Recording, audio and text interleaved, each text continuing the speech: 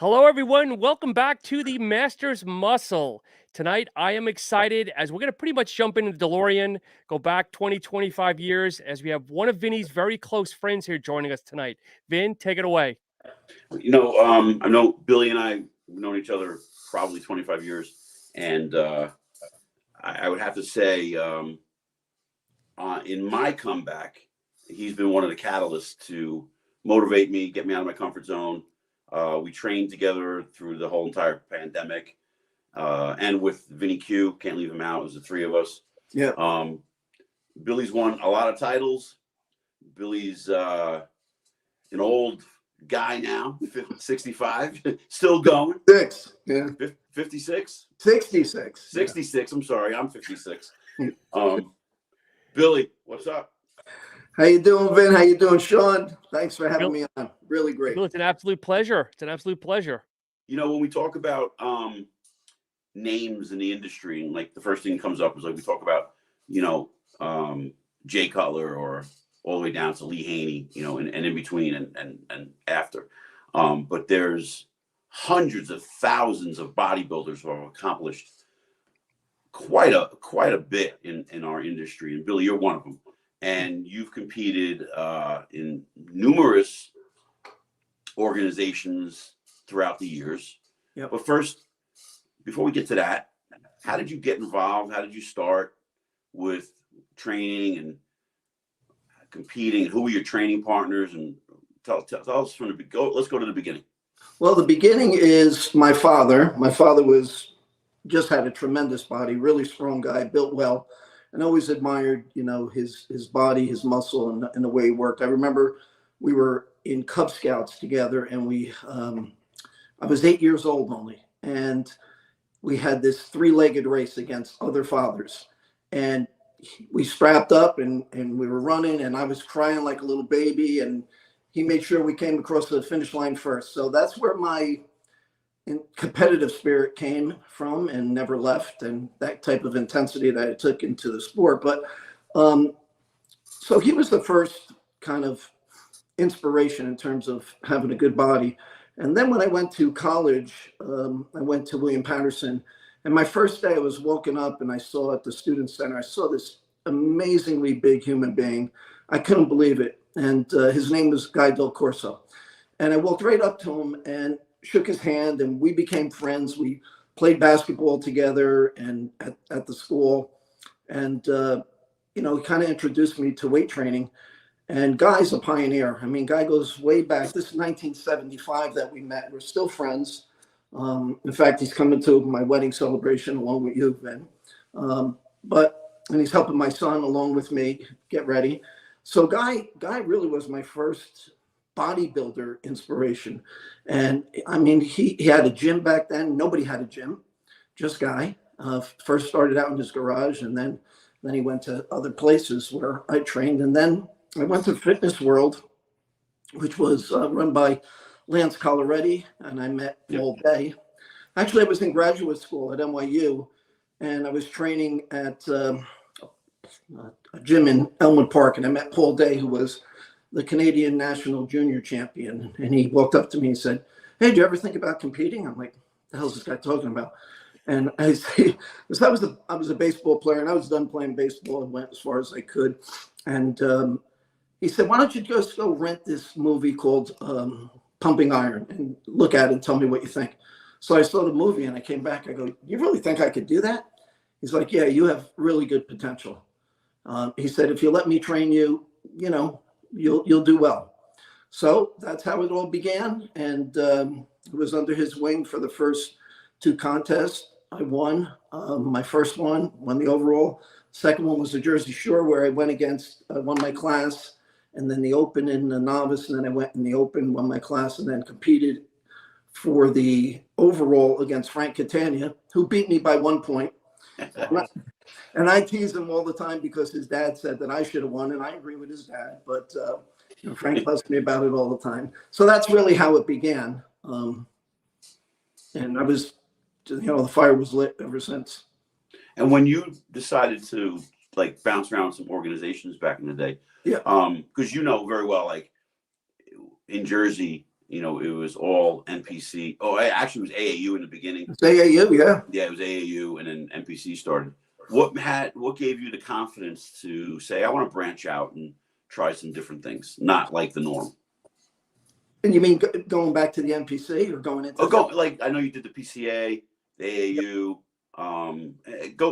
Run us through all those shows. And okay, so what made you decide to do those? My first few shows were AAU because that's all I knew. And then the NPC came along, and I went into a few of those shows. You know, that was the AAU was based on height class, which I did very well in, and the NPC was based in weight, and still is. So I didn't feel like I started as a middleweight. It was pretty tall middleweight. I just felt more comfortable in the AAU in the beginning, and finally I said, well, you know, let me try this AAU this NPC stuff. I did that and did well. Then the Universe came up, which was the World Physique Federation, and I went to that in Tucson. I was in 6 universes. I placed in every one, finished second, lost literally by a point in 1989, the year my son was born. And that was quite disappointing. But fortunately for me, it didn't allow me to quit.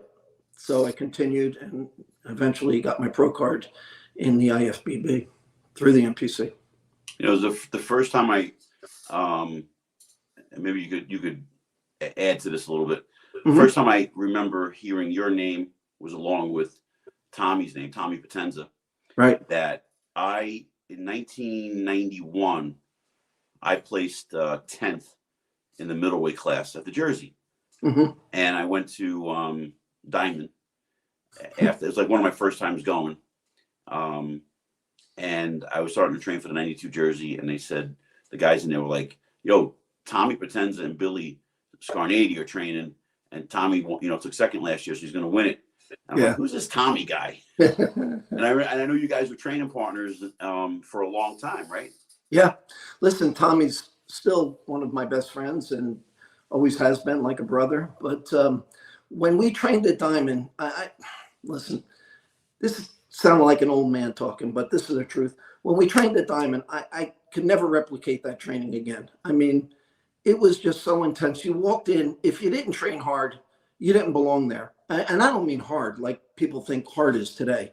I mean to the point where you're almost killing yourself. I remember when we had to do legs, we would pray that there was a spot close to the door, because if not, you had to walk after doing legs to the car. It was brutal.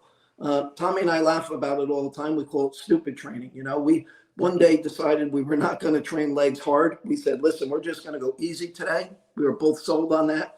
And we saw a kid who was about 175 pounds squatting 405 for 10 reps. That changed everything.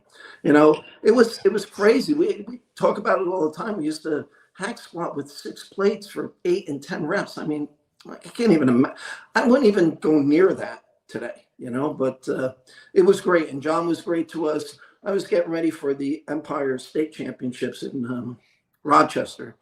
And John said to me, listen, if you win the whole thing, I'll give you a diamond gym jacket. I mean, at that time, if you had a diamond gym jacket, that was it, man. You were the shit. And I just trained like crazy and was so happy when I won. As soon as I got back, I said, John, I won the whole thing. And he handed the jacket over to me. I wish I had that jacket today, you know, just to keep or give to my son.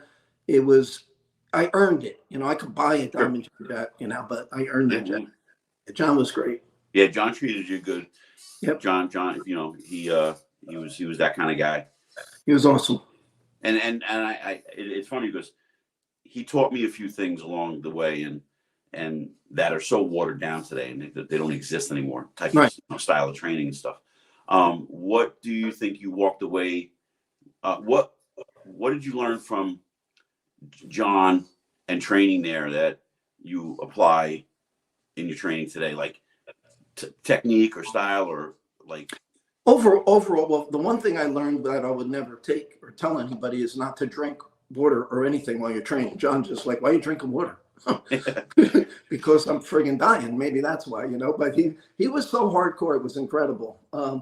But overall, you just take away that when you walk into the gym, very different than today. But you walk into the gym, you're going there, you're in that gym for a purpose, and that purpose is to be better than you were before you stepped in the gym.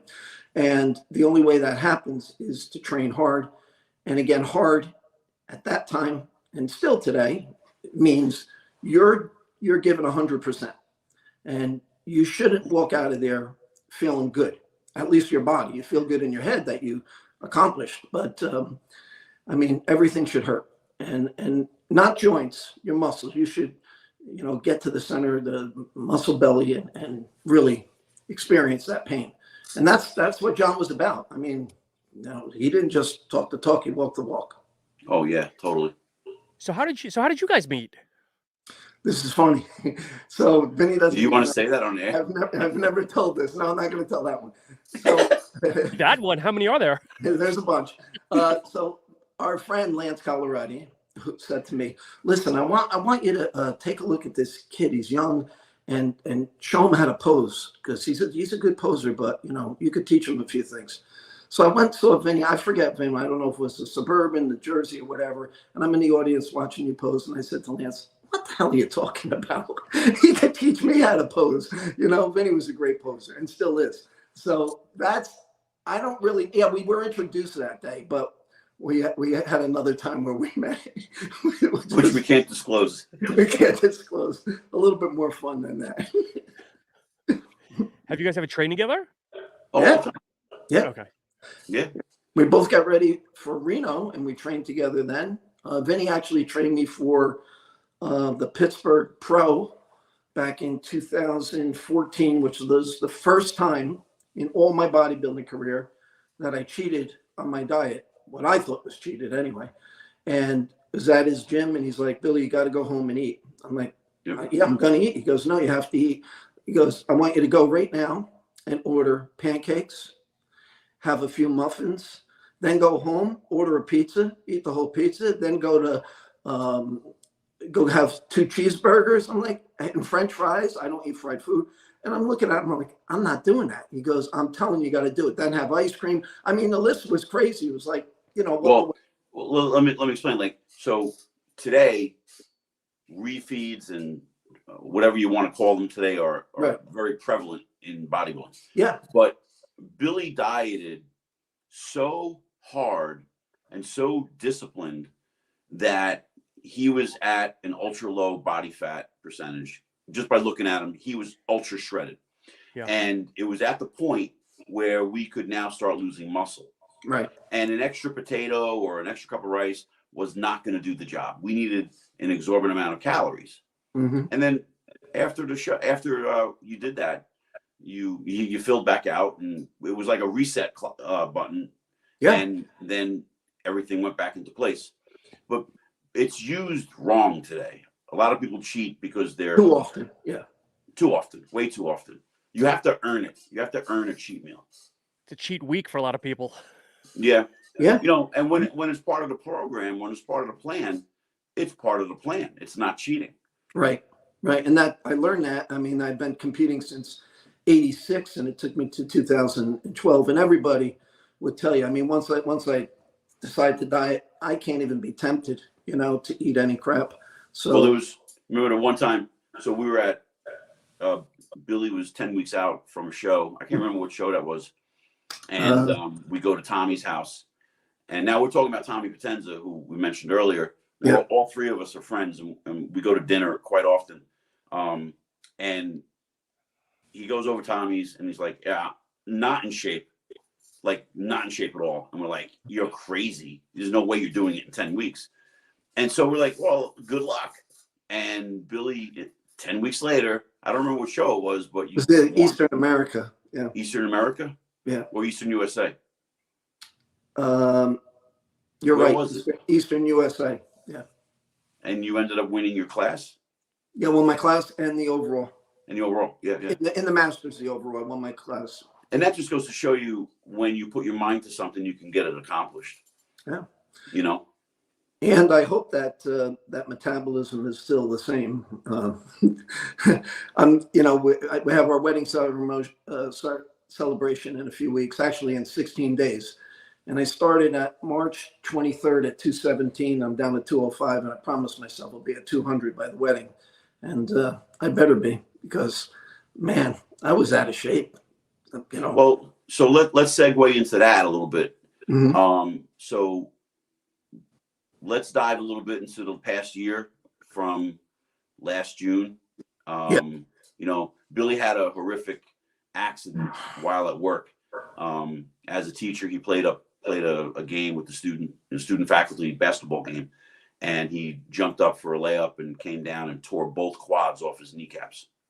Yep. And so he's been rehabbing that for a long time now, and just the past couple of months getting back into the gym. And you know, it's a mind fuck, and it plays with you. His confidence was shot for a while. He's regaining it. I've been watching him, and you know, let's tell everybody like what you've been going through. And Well, I was getting ready for my last competition. I can't tell you how many times I said that, but I truly meant it. You know, I mean, at age 65, which was last year, I said, that's it. You know, I just don't want to do it anymore. I want to continue training and all, but I don't want to compete anymore. It's just tough. And so I got hurt, and you know, I've been PT for like, I think it's 46 weeks now. And then I also have a back issue as a result of it. But, you know, they told me it would take forever. Of course, I was in the gym as soon as I could. I was in the gym with my braces on my legs. I was coaching baseball with my braces on. I just, you know, to sit there and do the shit that they want you to do and not really be a human being, I couldn't do it. But I'm feeling better now. And, you know, I'm getting ready to compete again, not this year, but next year. And that will be the last one. And listen, I know at age 66, even though I'll be in a master's competition, I'm going against guys that are 60. So next year I'll be 67. 7 years, a lot of years to give up. It's the first time in my life I'm not worried about winning. I'm just worried about being in the best shape of my life. I don't want to go out on a stretcher. I'm going to go out on my own terms and end it that way. No. Yeah, you want to do this your way and finish it your way and feel comfortable with it. Yep. And I get it. So, Bill, we've all been injured. I know Vinny's had his shoulders, and we've all had our injuries. Has it been tough on a mindset, like with doing a hack squat or leg extensions? Like, you know, you want to try 150, let's just say hypothetically, but knowing that really you were only supposed to do 20 or 30, let's say. I mean, is it kind of hard? It's so difficult. It really is. I mean, I just trained legs today with Vinny Q, right?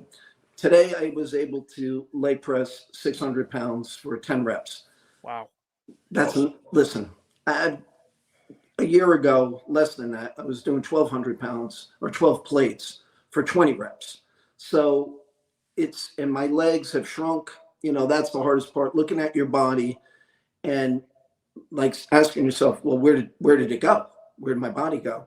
And trying to have, and I do have, but there's time, the faith that it will come back, you know, obviously not going to come back the way it did when I was 45 or 35 or even 55, but I want my body back, and I'm going to work to get it back. But it is tough. There have been times where, and Vinny will tell you, I pretty positive mind. But there's times where I felt really crummy, and I just slap myself out of it and say, don't deserve to be here. Don't deserve to be down. You deserve to be, or you need to be grateful for the fact that I'm walking. I remember being in that wheelchair for weeks and promising myself I'll never, ever go back in a wheelchair again, and being grateful that I'm walking. And it's just going to take time, but I'll get my body back. Yeah. But it has been tough at times, for sure, But, tell Sean about the very inspirational gift I gave you while you were in the hospital. This is the one thing that got you through everything. Yeah, this is the one thing. So when he comes to visit me, I wish I don't know where it is, but it's in the house somewhere. And he gets this poster-sized picture of him autographed to me in my hospital room. Did he put to my biggest fan, love Vinny? Yeah, something like that. And all the nurses would come in and go, "Is that you?" I'm like, "No, that's my buddy." But yeah, from that point on, Sean, I mean, forget about it. That was total inspiration. It was all uphill from there. Yeah. Everything was sunshine and rainbows after that. Leave it to Vinny to pick anybody up. Oh yeah. We still have the picture. You gotta laugh. So, guys, you brought up a couple of Toms earlier. There's someone on the chat here. His name is Tom. I'm going to not say this right. Quagliarella. He says, sounds great, Billy. Yeah. I was Tommy P's first training partner. Yes. And then we have a Joel Terenza saying legends in the game here. Joel's the best. Joel. Yeah. Joel, I'm sorry. Joel's a big power lifter. I think he benched 800 pounds or close to it. He's a man of God. He came to visit me in the hospital, prayed with me. I mean, just a super guy. So did Guy Del Corso come and say prayers with me. I mean, it's amazing when you're down and out to know that people care. My best friend Scott and Tommy came, Vinny Q came, just people just taking time out of their day to make sure to tell you, hey, I know you'll get through this. And that helped a lot. Yeah, well, you're in good hands with Vinny Q, and whenever. Actually, I don't think you and I have had a chance to train together. No. Since the injury. Well, yeah, we did. We did. Remember? Yeah, No. early on, we were doing that. We did chest together, and my legs were straight out, and you're like, oh, that's right. You can do this. Yeah. Oh, up in Fairview. Yeah. But you know what, Sean, which is really cool about Billy, it's now running in the family. His son, Billy Jr. is competing. He's had great success. And is Billy competing this year?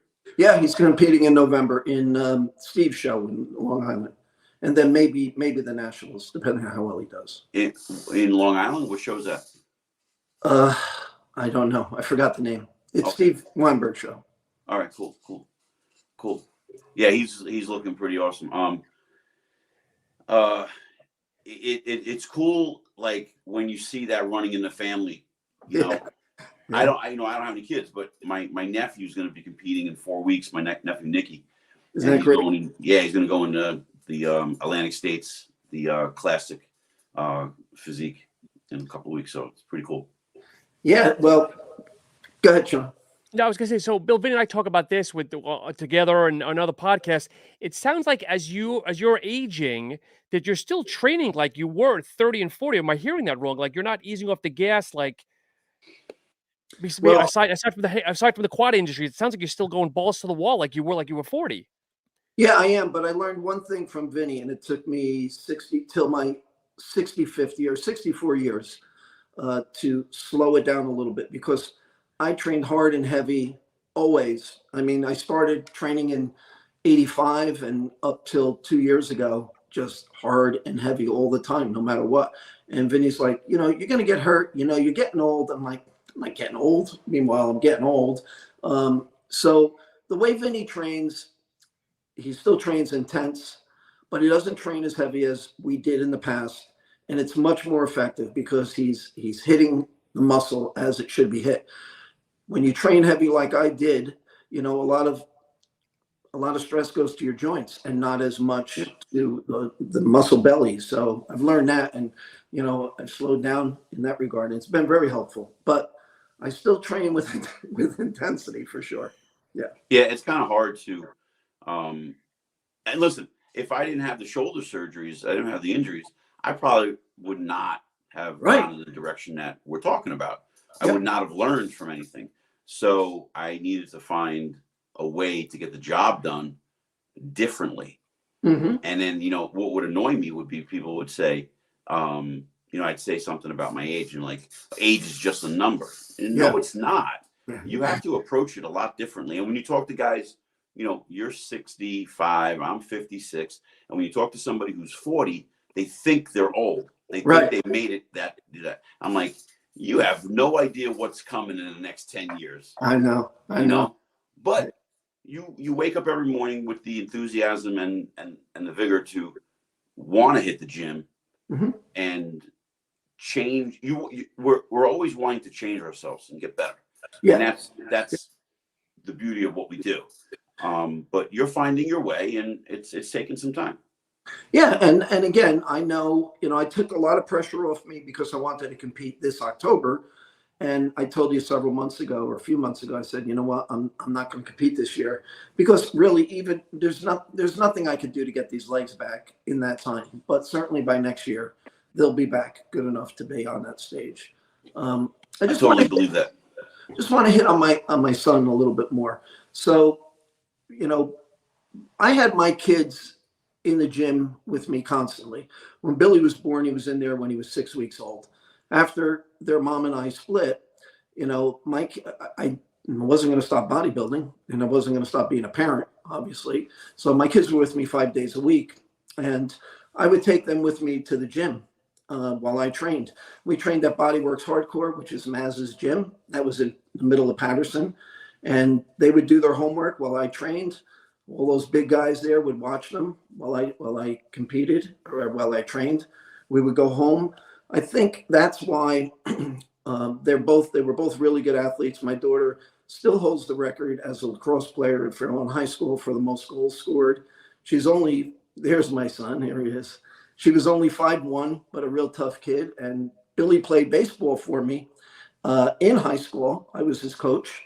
And he was a really good baseball player as well. But when they asked me, you know, he was a power lifter initially. They said, "Do you think your son will ever go to bodybuilding?" I'm like, "I hope not." Why? I go, "I don't think he has the genetics for it." And it just proves this point that you never know how someone will do until you diet them down. And then the body shows. And I'll tell you, he's got genetics and they're better than mine. And he's going to be better than I was. And, you know, I wish him all the luck. I'm there with him. I'm his coach, just like I was in baseball. He's very coachable.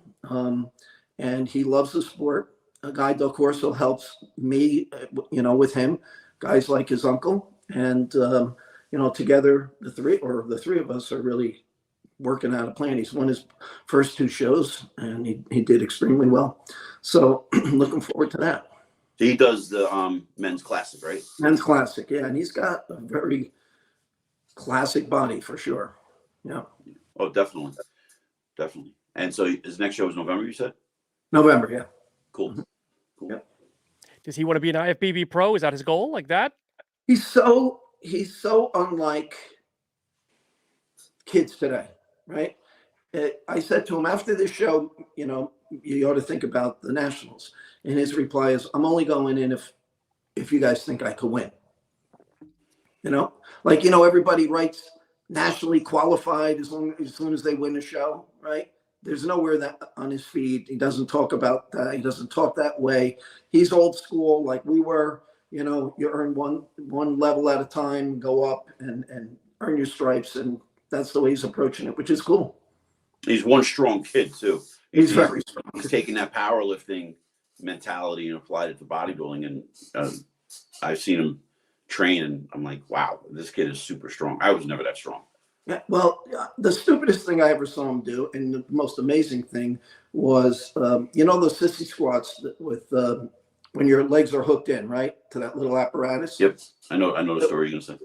Yeah, so he puts a barbell on his back and he does 135 for, I don't know, 10, 12 reps. And I'm like, why are you doing that? You're supposed to hold the dumbbell in front of you. That's enough. Then he goes 225 and does 10 reps. Then he went to 315, and even his powerlifting friends were there. They're like, "Billy, this is stupid. Don't do it." And I said, "You're going to hurt yourself." He did 315 on a sissy squat with that 315 on his back, I think for 5, maybe 6, 7 reps, whatever it was. I mean, after that, I said, don't ever friggin' do that again. You're going to kill yourself. But that's unbelievable strength. I mean, that's sick. You got to give him credit, though, that he's not like, and Vinny, I talk about this, a lot of the people coming up now, they do 2 shows and then they're going right to the nationals. We talk about this all the time, Vinny, that he sounds like he's doing the progression. He's going to put 5, 6, 7 shows under his belt, do well, and then go to the big game. Right. When he's ready. Listen, if he's ready after his 3rd show, we'll tell him. But if he's not, he's content with just going back at it later on, which is good. Cool. Yeah. Nice. Bill, so you talked earlier a little bit about your meals and stuff. How have your diets and your meals changed as you progressed over the years? Still the same, or obviously digestion's changing as we get older? Like, how has that changed? When I first started, this is no joke, I would for lunch eat an entire pizza and an Italian sub every day for lunch. That was when I first started bodybuilding. Never gained an ounce of fat. If I do that now, I'll be entering the fat man's contest. So, listen, my metabolism has slowed down, but I always had a very good metabolism. The minute I started dieting or doing cardio, I dropped fat. And honestly, I see that's true now as I started my diet March 23rd and already lost 11 or 12 pounds. So it's still a good metabolism that I have, not quite as good as when I was younger, but good enough for this age. Cool. Yeah, good. Yeah. So Joel's chiming in here as well. He says, I really look to these guys and they give me hope plus God to continue pushing myself into my 50s. Much respect, always in blessings. Yeah, just a great guy, man. He really is. And, and Billy, I'm sure that you'll agree with this. We've all found our faith and we've all found prayer groups and you came to Cornerstone with me, yep. which is a men's retreat for St. Paul's. But when you get a alpha guy like Joel talking about Jesus Christ and talking about just where you should be in the direction, the direction you should be going and pray on it. And, it's a guy like him that reels us in. And so we should be thankful to Joel 100% for keeping us on track. Yep.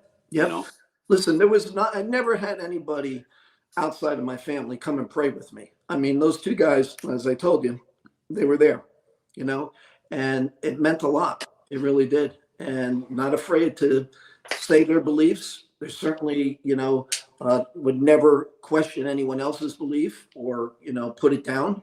Everybody's entitled to believe in their own God, but they're strong in their faith, just like we are. And I love that. I love the fact that, he's an animal, yet, he's a good man at the same time. I remember, I would call him or talk to him about strategy. What do you think of this? Did you pray on it? I don't know about that right now. What do you think about it? Yeah. Give me the quick answer. Yeah. Did you pray on it? And then, I'll be a little frustrated as I'm talking to him and I'm like, he's right. I'm not even praying on this. I'm not at all. Yeah. And then I just get into that zone and things will work out. Yeah. That's wild. Yeah. I'm glad. So, good. Good. No, good.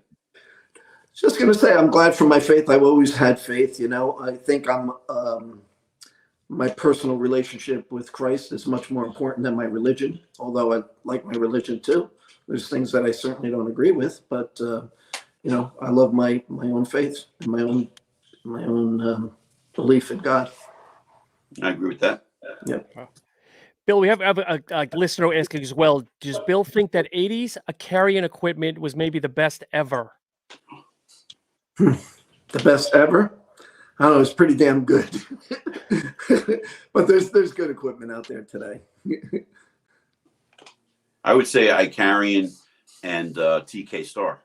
TK Star was good too. Yeah. I like hammer strength. I like a lot of hammer strength stuff. Today. Yeah. And I still like free weights, but less and less for me now. Yeah, it's something that you're gonna have to get used to with that, because even now, like today, I trained with Fakri, and I'm at Bev's training with Fakri, and he's like, "You want to bench first?" I'm like, "No, no." First off, I don't ever bench. Right. Secondly, I got to use at least 2 machines, and then I'll ease into some dumbbell work. So you're gonna get there. I mean, you have to build your confidence back, and it'll come. It'll just come. I was very happy with today's leg workout. That's really all I care about right now is getting these babies back. And it was a good mark today. What was your leg day today? Today we started with seated hams like I always do. Did 5 sets of those. Then we did 1 leg extensions, just a hold at the top. Then we squatted, and that was good for me. I went up to 225 for 5 reps, and then that's excellent. Yeah, 185 I did for 10, and then I went back down to 135 for 15 before the warm-ups. And then we went on the leg press, and like I said, I was able to get 600 for 6 plates rather for 5 plates for 10. So it was a good day. 6 on each side? Yeah. That's excellent. You're making great. Don't focus on what you did last year. Just focus on what you couldn't do 2 months ago, and now you're improving. for sure. But I couldn't do the last workout, you know. So yeah, strength's coming back. I'm happy about that. And I'm sure there's a lot of people listening that have had their own issues with injuries and stuff, and will be inspired by your story. Yeah, I would say this: if you have an injury, you have every right to be in a fetal position and cry about it for a short period of time, and then you have no right after that. And your responsibility is to get yourself up and get back in the fight and make sure you win the fight. And that's the only way you can go about beating an injury. Yeah, true. Yep. Bill, so you guys are talking about Tom Potenza. He's listening now. And he says, can Bill talk more about Diamond Gym? I know we covered it earlier, but if there's any other stories you might want to share about Diamond Gym, one of the most hardcore gyms in the country, according to Tom. Wait, let's back up for a second. So why don't you talk? The first thing that pops up in my head is you and Tommy always talking about Rolfing or whatever, and beat shit out of yourselves. Explain. So who knows who came up with this? I think people still do it, but certainly not the way we did it. And Rolfing involved, you know, trying to separate or loosen the fascia of your skin. So my biceps always sucked. So I did it. And, you know, you would hold your arms out. Somebody would hold your arms like this, and Tommy would take the instrument and just, you know, scrape. And it's murder, you know, and then you do a set and go back again. Well, Tommy did it once on his calves. And he couldn't walk for about a week. I mean, that was brutal. I don't know why you would ever do that on your calves. But that was one of the stories in Diamond. And just, you know, when Tommy and I would go there, we just knew on the way there that, you know, we're comfortable in the car now. And we knew as soon as we walked in, it wasn't going to be comfortable. But we also knew that's how you would grow. That's how you would improve. And we really just literally beat the shit out of each other. I mean, it was incredible. Tommy was, you know, Tommy's shorter than I am, and Tommy would do 130-pound dumbbell presses, you know, back in the day, 130s. And at that time, he weighed about 180 pounds. You know, for reps, for a lot of reps, we like I said before, we used to just call it stupid training because, you know, we just went hard from the beginning to the end. Walked out of there. Sometimes we limped out of there and go home, come back and do it again. He would pick me up from Mawa. I lived in Elmwood Park. We would drive to Maplewood and then come back and do it again the next day. You know, we loved it. You know, I think that, you know, the way we grew up in the gyms, obviously they were so much smaller than today. Mm-hmm. We had small gyms. We talked about this. And that camaraderie, that drive, that energy, that you're walking into a gym like Diamond for one purpose and one purpose only. Yeah. And you're not there to make friends. You're going to say hello. You're going to give some bro hugs and some high fives, whatever, fist bumps. And then it's on to training. You're not there for anything else. Unlike today's gyms, they're bigger, anywhere between 20 and 50,000 square feet. And It makes a different atmosphere because now, you know, not even including tripods and cell phones, but just the different mindset that's today, where you can have 5 or 6 different competitors that don't even know each other, that don't even talk. Yeah. Right. And at Diamond, if you were competing, everybody knew it and everybody supported you. If you sucked, you were told you sucked. Yeah. There was no holding back. If you were great, shut up. There's another guy coming that's great. You know, it's going to be, you know, the mindset was different. It's totally different. You know, listen, as I said before, you don't want to sound like an old man. I'm glad that young people are in the gym. You know, it proves how far this whole fitness culture has come, and I'm grateful for that. But some of the things that I see, I mean, even today I was talking to Vinny Q. I'm like, I can't take this. I got to wrap myself up in a bubble sometime.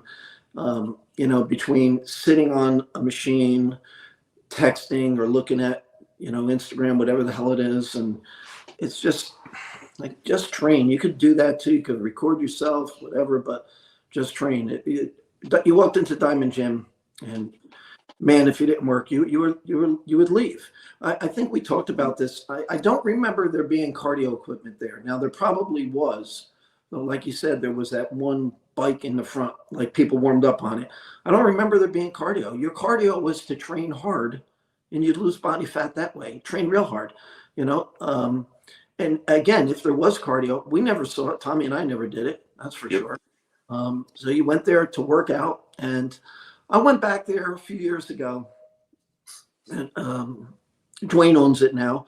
And I walked in, and as soon as I walked in, I hear some guy going, hey, champ, what's up? I had no idea who this guy was. And, you know, he gives me a bro hug and takes me. He's like, come here, I want to show you something.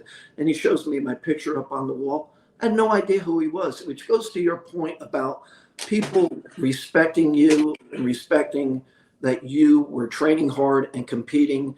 Finally found out, you know, basically who he was. He was a competitor as well. But, you know, you only knew people and talked to them because you realized they were in the same boat as you. They trained hard. And, you know, that was the atmosphere there. I remember there being a really heavyweight woman there. And Tommy and I would always walk up to her and tell her, hey, you know what? You're here for the same reason we're here. We're not satisfied with the way we look or the way we feel. And we're proud that you're here. It made her day. But we meant it too. That again, you didn't have to be a great bodybuilder or great shape to go in and work hard. So it was a little different. No. Especially at Diamond. Yeah, especially at Diamond. What other gyms did you train at? Trained at Bodyworks Hardcore. Maz was my coach for a while. Maz came with me to Germany when I competed in the Universe. And that was great. As I told you before, I used to take the kids there. Fitness World, which was run by Lance Coloretti. That was my first one. That was a real brotherhood there. Met my two best friends, Scott and Tommy there. So that was before Diamond. Yeah. And then we went to Gold's Gym, owned by Frank Catania in Teterboro. We trained, you know, just like you, and we trained all over. Yep. During the pandemic, we found gyms to train, and we never missed a day of training when everybody else was home, you know, with bands. So, yeah, we did. We made our rounds. We had a couple of gym owners that opened their doors for us. Yeah, So it was pretty cool. Oh, I also trained at Storm and Shapely, which is great, owned by Paulie now. Great gym as well. So, and I trained a few times. Actually, I trained for a few months at Bev's gym, and that's just fantastic. Now, do you have an idea of what contest you want to do in 2024? I think the Daytona Masters, and maybe Because they have over 60. They do have over 60, yeah. So whichever one has over 60, I'll be interested in. That was a great show. Mike Matassa is the promoter. And as you know, I was there during the hurricane. And right. The show still went on. That's amazing. Yeah, the guy scrambled to relocate it. He got it going within literally, if it was a day and a half. And he's a promoter that remembers what it's like to be a competitor. Yeah. So Mike Matassa down in Daytona, that's for the Daytona Pros. You're in good hands when you go down there. Yeah. Another great promoter is obviously Gary Udit. We've competed there. And I don't know if Vinny told you, but I became a pro 15 minutes before he did. So. Oh, no, I didn't know that. Same year, huh? Oh, yeah. And I love we have this joke. So he was in the over 50. I was in the over 40. And the year before, we were both in it. I ended up taking second in the light heavy, and Billy won the light heavies in the over 50. And we decided we were going to go back. And he went on to win the light heavy and overall. All our friends were there. It was a great night. It was a great night. It was a great night. Yeah. I mean, to get 2 pro cards for us to both win the show and come from Jersey and training together and everything was actually, we weren't training together at that time. Not at that time. No, but we were watching each other and talking to each other about it. We posed together over at I should have sent Sean that picture. Yeah, that was a good picture. Take it out. Yeah. We got a picture. We took a most muscular shot by the cardio equipment Golds. Yeah. 6 weeks out. And I used that picture as a gauge. Like where I should be at 6 weeks out. Yeah, because we were ready for sure. Yeah. But that was exciting. We had all our friends there, you know, and I couldn't stop crying after I won. Oh. I mean, I was like a baby. I mean, I remember Frank telling me, "You got to stop crying." I'm like, I can't. You know, my son and my daughter were with me. I mean, it was just awesome. When I won, I screamed their names. You know, it was just a great time. Yeah, it was You great. didn't shake your trophy too much, did you, to break it? Yeah, I would have bought another one, like I told you before. You know, if it breaks up, I just buy another one, replace it. So, Bill, you do the Daytona. You come in and you're feeling good. Your legs are 100% and whatnot. And do you throw your name in the Masters next year, or at least apply for it? The Masters Olympia. I did that once, and it was a great experience. It was 2012, and In Miami, right? In Miami, yep. Yeah. And I will never do it again because, first of all, if they have a Masters Olympia over 60, then maybe I'll consider it. But you know, I basically did a guest posing in front of Dexter Jackson, Tony Freeman, all those great guys. You know, it was a joke for me to be there, but I was glad I was invited and, you know, honored, of course. But no, this is it for me. Whatever, one contest or two next year, that if they're close together, I'm done. So since you've been on an Olympia stage, yeah, and I'm about to be on an Olympia stage, yeah, which I could cry right now. Yeah. Any tips? Yeah. Any, you know, yeah. I'm just like, I'm overwhelmed. Like I keep thinking like, wow, I can't believe this. Here's a few tips. Number one, you already got your invite and it's well-deserved. You have 8 wins and nobody's more deserving. So that's number one. Number two is, you know, while you're training, just keep it in the back of your mind. Don't let it overwhelm your training. And number three, when you go there, enjoy every minute, document whatever you can, and just take a time. Like I was taught from my first coach, he said, you know, it's a long, tough road to compete, to get to that stage. Every once in a while, just sit back and think of how lucky you are to be living a dream. And really, you live in a dream. You live in the dream, right? And you take that into account. And as long as you are at your best, if people beat you, God gave them better genetics. That's the way I always thought. You know, I never lost as an amateur. I never won as a pro. And whenever anybody beat me, it wasn't because they worked harder. I'm sure they worked as hard as I did, but they didn't work harder, but they had better genetics. And I could deal with that. I could never deal with, and neither can you, with the fact that I cheated on a diet. I didn't do enough cardio. One day, I don't mean the whole session, the whole time or several times, once. I couldn't and can never deal with that. I coach baseball, as you know, Vin, right? I've had a group of kids since they were 8 years old for the last 8 years. And we teach them basically the same thing, the same mindset. You better be better today than you were yesterday. And you better be working towards it. Because if another team beats you, it better be because they're better than you, right? Or they got lucky, maybe a lucky bounce, but not because you didn't do what you were taught, you didn't execute, or you forgot the things that, you know, you were coached to do. And it's the same philosophy. It really is. Well, I appreciate that. Vinny, you already thinking music and stuff yet? Because I know people say you're very like methodical. Or is that too soon to even think about stuff like that? I already have my song. It figures. I heard it. Well, let me say, I have 2 songs. One, well, I'll just tell you, it's not a secret. Mamma Mia. That was Tommy's song. Yeah, that's Tommy who we're talking about. That was his music. I used that. Hang on one second. I used that when I was in the universe in France. The same thing. You know, the shaking of the leg, and Mamma Mia, Mamma Mia. It was great. And so for those who don't know, so when Tommy and I competed in the 92 jersey, and I put this routine together that I thought was going to be great. It was from Phantom of the Opera, a very classical routine, fluid. And then Tommy comes out to Bohemian Rhapsody. And for years, so in the song where Freddie Mercury says, "Oh, Mamma Mia," Tommy does this on stage and shakes his leg. And just for the simple thing that he did there, people talked about that for years. Yeah, and I thought, yep.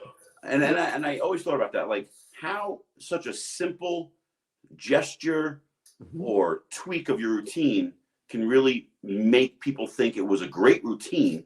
He posed fantastic, but if he didn't put that Mamma Mia in there with his hands, Right. it would have been just another good routine. Well, but he made it become an amazing routine. You talk about, like, we're both very good posers. So is Tommy. And, you know, and so is Guy's sister, Nina, who was also my coach at one point. But what's the common thread there, Sean? Do you know? What's that? Between Guy and yourself? Or what do you, I don't, Between Guy, Tommy Potenza, Vinny Galante, Bill Scarnaty. nobody gives a crap? All New Jersey people? We're New Jersey Italians. So Vin, Tom's actually chiming in here. He says, I should have beat you at the 92 jersey. No, you shouldn't. Actually, when I saw him, I was like, I'm not going to beat this guy. And then, when we look at the videos back, you know, I think we saw it a few years ago. He put it in, and we watched it, and we were like just cracking up laughing at like what we look like and the routines and everything. And yeah, he looked amazing. He had these wheels. When you talk about big legs, great legs. Yep. I can't tell you if he was standing next to Paul DeMeo, he would give Paul DeMeo a run for the money with the squat and squad sweep, thickness in his legs. Yep. He had one of the best. And also just a great structure with a V taper and big arms. Symmetry. Yep. Yeah. Big back, big thick back. And yeah, I was surprised I beat him that night. I can't go back in time. I can't tell you what happened, but why or whatever. But you know, it is what it is. And a week later, Tommy and I went to Culver City, California, to compete in the Junior USA. And when I saw him, he was ultra shredded because he dropped like, I don't know, I think 14 pounds, 17 pounds. And he was almost 154 and a quarter. He almost made it to lightweight. Wow. And I said, I'm not going to beat him. There's no way I'm beating him today. I ended up beating him again.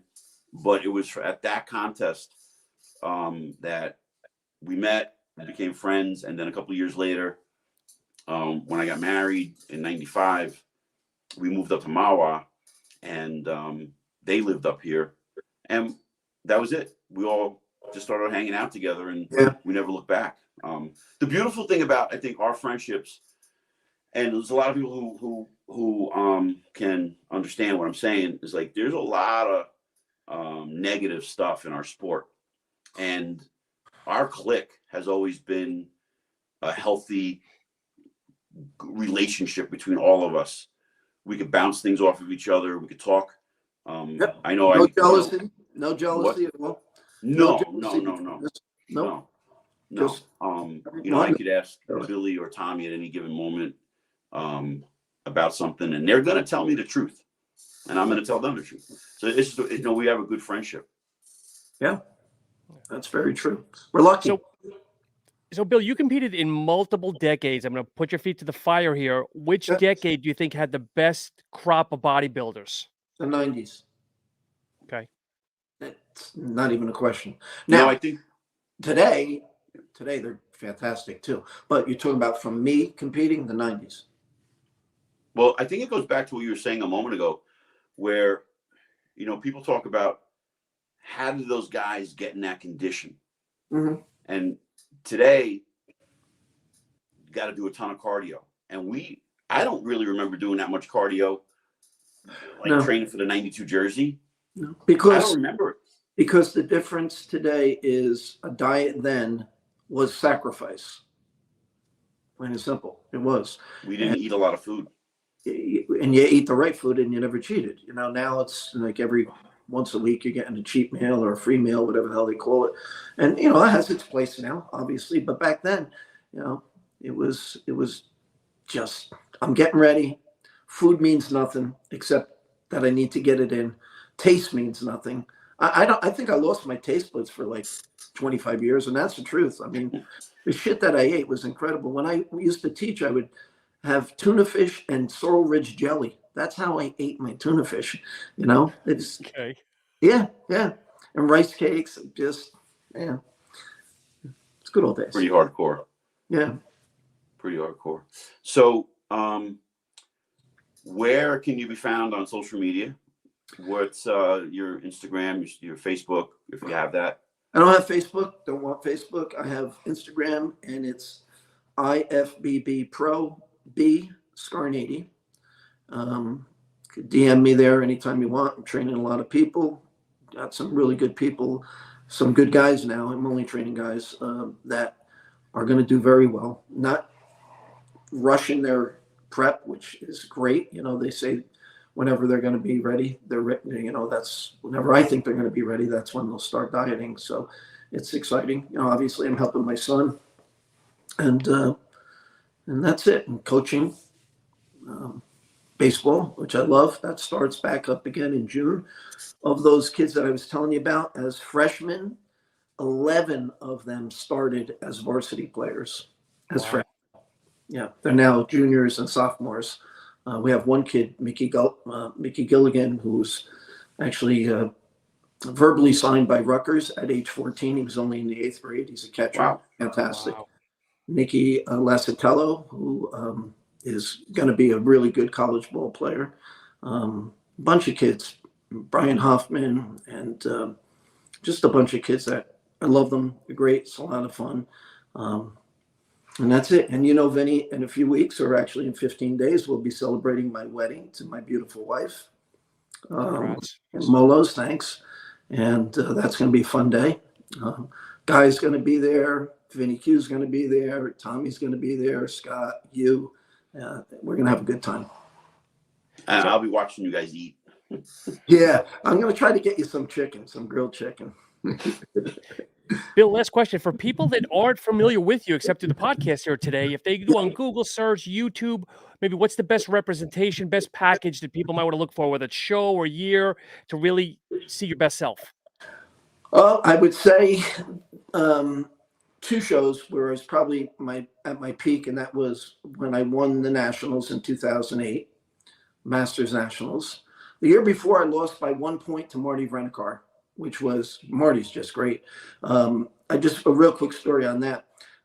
And I knew that, I didn't know. My friends told me, Frank and Catania, like, listen, you won your class, but there's no way you're beating Marty in the overall. I go, I know, the guy's amazing. You know, I was a middleweight, a light heavy, and he was a heavyweight or super heavy. And so they said, so just go and have a cheeseburger. I go, I'm not doing that.